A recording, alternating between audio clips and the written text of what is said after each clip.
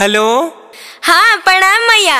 खुश रह बेटी, सदा सुहागिन रह। की बात है रे, बड़ी खुश नजर आ रही। हाँ मैया देख न, तोर दमदा कह रहलखुन देवघर जायला, की कहूँ जइए गे। हाँ गे बेटी, अच्छा बात है। तोहनी दोनों जो आ बाबा पर जल ढार दी। हाँ, तोहनी दोनों के जिंदगी सुखमय बीततौ। बोल बम बोल बम बोल बम बोल बम बोल बम बोल बम बोल बम बोल बम बोल बम बोल बम।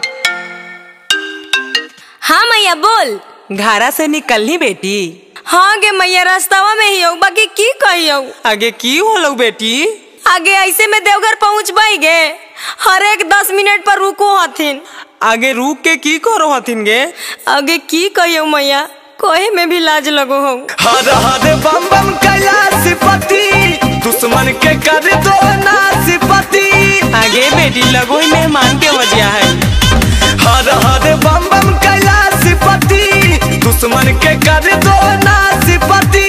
मैया गे सुन, इत चील में चढ़ाबो बेरी बेरी होगे। आगे ये की कहूँ? आगे मैया हमारा ना पता हलो पहुनावा तोर बड़ा कागजेड़ी होगे। आगे मैया हमारा नहीं पता हलो पहुनावा तोर बड़ा कागजेड़ी होगे। आएंगे अगुआ कहल कई कि खैनी बीड़ी ना खा पियो है, तो मेहमान गांजा कैसे पियो हखिन गे? आगे की कहो मैया, इहो सब सोच के तो हमरो दिमागवा हिलल हौ। कैसे रहबो ई बौरावा तर।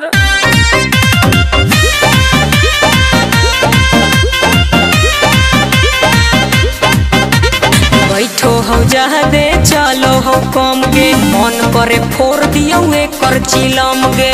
हम आजीज हो गेलियो। हेगे थोड़ा दूर पकड़ धनी तानी काका बारगे, घाट गेलौ गांजा लावे जाहियौ बाजार गे। आगे अबरी पूछी कहाँ होंगे? आगे गंजवा घोट गेलौ, उहे लावे केने तो चाहत हूँ। अभी पहुँचे में देवा घर देरी होगे। आगे मैया हमारा ना पता हलो पहुनावा तोर बड़ा कागजेड़ी होगे। आगे मैया हमारा नहीं पता हलो पहुनावा तोर बड़ा कागजेड़ी होगे।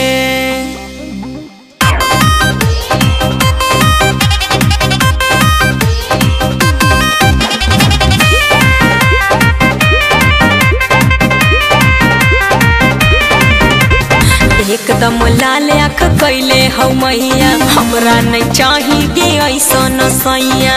आगे शिकायत कर रानी हमारा, काहे लगी ये ताना तू माथा बाबू का बोली।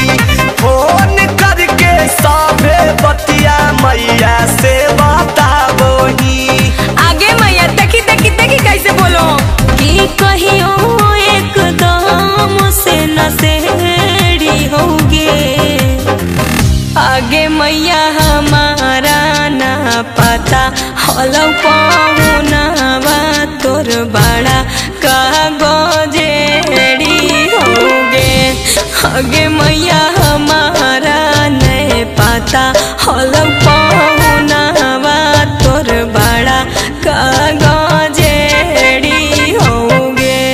की करमी बेटी, जकरा तर गेनी है ओकरा तर रहे न पड़ता। भोला बाबा उनकर मती सही करथिन, टेंशन नहीं ले बेटी।